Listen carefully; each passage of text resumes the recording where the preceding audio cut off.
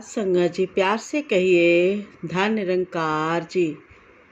प्यारी सात संगत जी, जब शुरू में जब ज्ञान लिए थे, जब सत्संग में जाते थे तो महात्मा समझाते थे कि सर रख के बाहर आना। सत्संग में सर रख के बाहर आना। सोचती थी दासी कि शरीर के साथ तो जाएगा सर, क्योंकि उस समय समझ में नहीं आता था। क्योंकि जब हम जाते हैं तो अपनी दिमाग, अपनी सोच सारी कुछ बाहर रख के आना है। सिर्फ सत्संग के लिए सत्संग सुनना है और जो भी आए उसको अपने मन में बसाना है।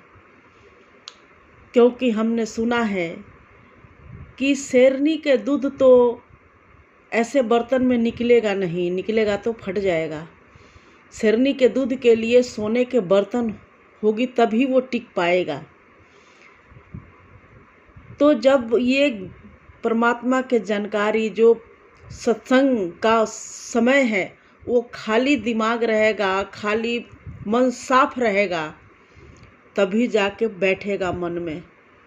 बाद में दासी को ये पता चलने लगा, समझ में आने लगा कि इसलिए महात्मा बोलते थे कि सर रख के बाहर आओ। और मान लीजिए कि पहले से ही भरा हुआ है, बर्तन भरा हुआ है, अगर हम उसमें कुछ डालते हैं तो वो उसमें टिकेगी नहीं, बाहर आ जाएगी, क्योंकि ऑलरेडी भरा हुआ है। तो इसके लिए तो बर्तन खाली करके रखना पड़ेगा। तो अपने मन को खाली करके सत्संग में जाएंगे तो ही एक एक शब्द महात्माओं के मन में बसेगी, उतारेंगे और गुनेंगे, फिर सतगुरु के सिखलाई हुई रास्ते पे चल पाएंगे। क्योंकि जब संसार में रहते हैं तो कई बातें आ जाती है, तो इसलिए कहा जाता है कि मन को खाली करके आना है, सत्संग में अपने सर रख के बाहर आना है।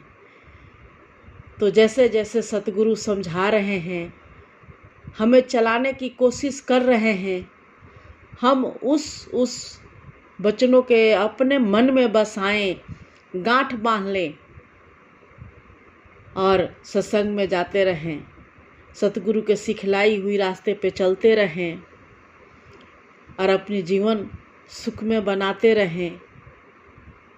और सबके लिए दासी यही मांग रही है कि सुख सारी दुनिया दे, पा दे सबदी झोली बीचे, फिर भी मिलाई रखी संता दी टोली बीच, फिर भी मिलाई रखी संता दी टोली बीच। प्यारी सात संगत जी प्यार से कहिए धन निरंकार जी।